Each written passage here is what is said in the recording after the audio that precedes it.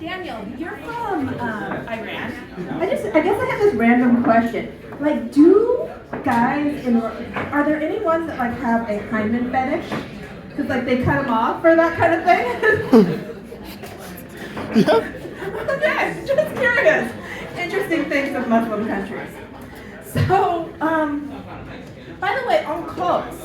My college had a cult. It was a college professor decided to start a cult back in the 60s. It was called the Spider God.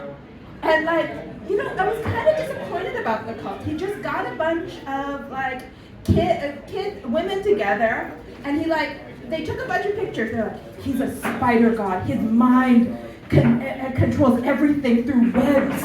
He's amazing. And he just got a bunch of women, he didn't get tenure, right? School's crazy, but not that crazy. And so he took them all down to Mexico, and there's pictures of them being naked and fanning him and all this. And like, he was having fun as a cult. But nobody ever talked about, what happened in the end? He just was like, I'm really tired of college pussy. There's only so much, and I cannot listen to these 19, 20-year-old girls forever. This is driving me crazy. So he did it for like 3 months. He got fucked a lot, and then he's like, you know what? Fuck it. He goes, everybody go back to school, and he goes and moves back in with his parents, because he's an English major, so, that's all you're going to do. And that was the end of his life. So I just like that. Yes, I got a history degree. My parents were like, you need to go to college. You have to have a life. It'll give you professional. Yeah, I got a history degree from a school that if you know the name, if anybody's ever heard of it, goes, oh, you're a bunch of Trustafarians who, naked Trustafarians who do, my friend was like, who do a bunch of coke. And I'm like, I'm insulted by that. According to the news, we were Trustafarians who did heroin. We got 3 heroin overdoses the year I graduated. And the guy who worked for my school, I just want to be like, he was the publicity administrator. He's written a book now about his life at the college. I'm like, you are the worst fucking publicity officer on the face of the earth. That Obama threatened to prosecute the college for being a drug den. It was fun finishing in 2008 with a history degree. I learned my value. I talked back. I was like, there really wasn't OnlyFans at the time, but that would have been the best job I could have ever had. You know what a college degree really did? It makes you overeducated to work at McDonald's. Because they're like, sorry, we don't take college graduates. I'm like, oh shit. So, yes, yeah. And that was my fun time. What else? I've been looking at all of these stories about haunted mansions. They have all these movies, and I'm going, you know what? I need to find a fucking haunted mansion. If that will take $200,000 off the asking fee, I don't care. I want to go to the place where a family was murdered, because there's probably extra bedrooms. I got 2 rooms. I just want, and it's and if I'm gonna do a seance too, and it's okay, I don't care. It's we gotta live together. Now, what color drapes do you need? I will do anything. I'm not that picky, but we all need to live in this place together because I can't afford another bedroom. And right now we live in 2 rooms, and with a 3-year, no, I'm not doing that anymore. So, yeah, that didn't work. So, you were saying over 8 years, the president's aged over 8 years. It's shocking. You know what gets me is that over 8 years, I realized that these presidents had young children. Like George W. Bush, Barack Obama, all this. And I'm like, you could say it's the Iraq War. It's the fucking kids. I have 2. And my kid's 8 years old. I just looked at a beautiful picture of me 8 years ago. I am so happy. I have a little bump. I'm so thrilled. No, that all was gone. Look at death. And the other thing, I heard somebody go, why do people take those boudoir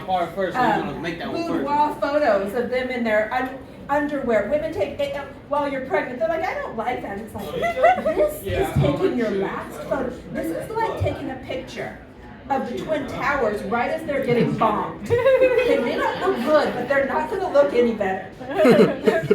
You know? So, you know, we do this. We're very proud. Yes. The other thing, like on, I have now looked at my family, and like I've realized that I made a big mistake. I don't do drugs, and I don't smoke. And I'm looking at my parents and like their family. The ones who abuse alcohol and drugs, they live for fucking ever. They live into their 90s, and then they just die. My parents didn't do that shit, and I've been a caregiver for 14 years. And I just found out I have a deviated septum. Like, I'm wondering, can I take coke just now, just for fun? Yeah. I didn't even take coke, just like right before I get my stupid surgery for my deviated septum. Yes, and I sound like a 50-year-old smoker. I got a CT scan, and they're like, yes. Everything is plugged up there, and you're going to continue to be like that forever. So here's 15 surgeries. So I'm going to get a new face. So I'm really looking forward to it. Also, my husband filed for divorce. Don't worry, but he filed for divorce. And I want you to know, I realized I have bad taste in men, and I cannot survive without him. So I did everything to make our marriage work. I did counseling. You know, I cleaned the house, did the dishes, I did everything, I did anal, you know, the whole thing. Anal didn't work, because my Greg kept on saying it hurt. It's so hard to get a strap-on to fit correctly. You know, you gotta go online, like, the place that used to do it, that sex shop closed. So then I have to go and fucking order them online, it's a pain in the ass. Literally for him, not for me. And so, yes. Also,